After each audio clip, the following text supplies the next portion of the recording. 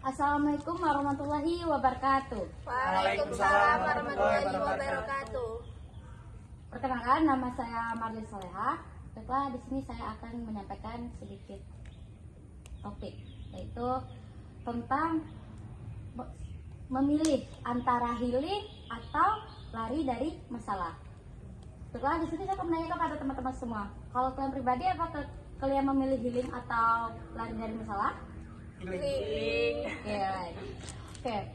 Healing itu bisa dikatakan dengan kata self care atau self reward. Nah, jadi istilahnya sering banget kita dengar kan, terutama di kalangan anak muda atau anak remaja zaman sekarang, Gen Z. Sedikit kita tuh akan milih healing. Ada masalah dikit, healing.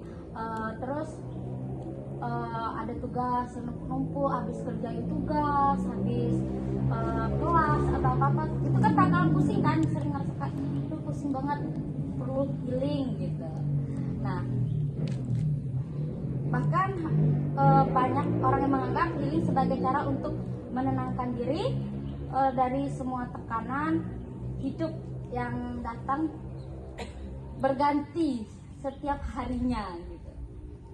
Apalagi zaman sekarang hidup terasa makin capek dan penuh tuntutan, mulai dari kuliah, pekerjaan, masalah keluarga, hubungan percintaan, terus sampai tekanan dari media sosial. Itu seperti kayak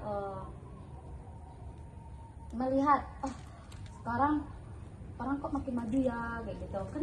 Di sosial media kan sering kita lihat ya misalnya nggak ada, terus kerjaannya healing terus kayak gitu, padahal kita nggak tahu kan.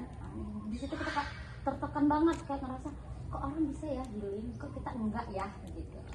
Nah, padahal guys, sebelum kita melakukan healing untuk menenangkan diri kita dari suatu masalah, kita harus menyelesaikan dulu masalahnya, baru kita healing. Jadi jangan pernah kita tuh kayak merasa ya udah ada masalah nih, pergi aja lah dari masalahnya, ngapain sih gitu, diselesaikan. Paling juga kalau lari, kita pas punya masalah kayak lupa nih, orang juga pasti lupa apa masalah yang kita perbuat. Padahal kita harus menyelesaikan masalah itu dulu.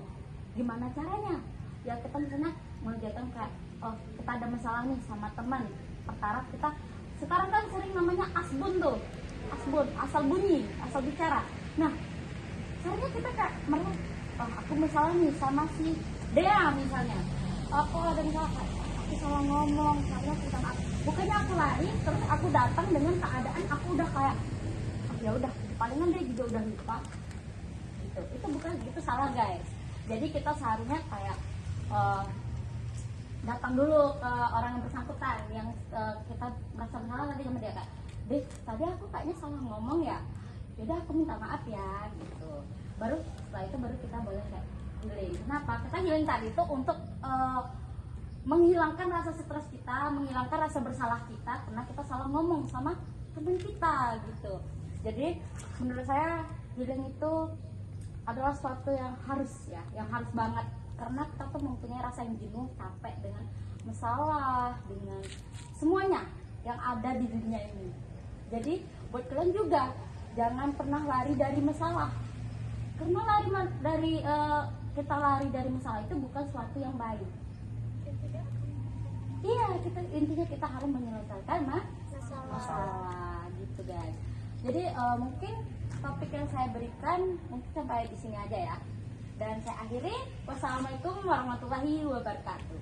Waalaikumsalam warahmatullahi wabarakatuh.